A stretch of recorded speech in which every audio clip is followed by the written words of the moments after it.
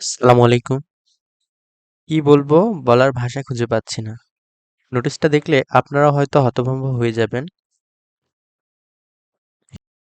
মাধ্যমিক ও উচ্চ মাধ্যমিক শিক্ষা বোর্ড যশোর থেকে একটা নোটিশ দেওয়া হয়েছে।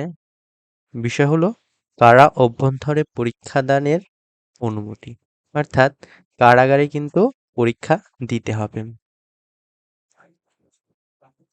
যে আমরা সবাই জানি যে কয়েকদিন ধরে দেশে যে উম বৈষম্য বিরোধী ছাত্র আন্দোলন হচ্ছে কোটা সংস্কারের জন্য, তার জন্য যেসব শিক্ষার্থী আটক আছে তাদেরকে কারাগারে কিন্তু পরীক্ষা দিতে হবে বা পরীক্ষা দেওয়ার অনুমতি দেওয়া হয়েছে।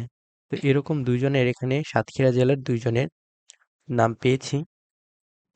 এক মোহাম্মদ ফাহিম পারভেজ রনি, পিতা মোহাম্মদ শহীদুল ইসলাম, রোল নম্বর ৫১৯১২১, নিবন্ধন নম্বর শিক্ষাবর্ষ দেওয়া আছে। মূল কেন্দ্র কারাগারে পরীক্ষা গ্রহণের দায়িত্বপ্রাপ্ত কেন্দ্র। ২ নাম্বার জাহিদ হোসেন, পিতা নুরুন্নবী, রোল নাম্বার দেওয়া আছে, নিবন্ধন নাম্বার। অর্থাৎ তাদের কারাগারে তাদের আটক করা হয়েছে, কারাগারেও কিন্তু তাদের পরীক্ষা দিতে হবে। সবচেয়ে বড় ব্যাপার যেটা সেটা নিচে দেখেন যে কারাগারে তাদের পরীক্ষা দিতে হবে এবং এই কারাগারে পরীক্ষা গ্রহণ সংক্রান্ত যাবতীয় ব্যয় পরীক্ষার্থীর অভিভাবককেই কিন্তু বহন করতে হবে। তো এই নোটিশ সম্পর্কে আপনাদের মতামত অবশ্যই আমাকে জানাবেন।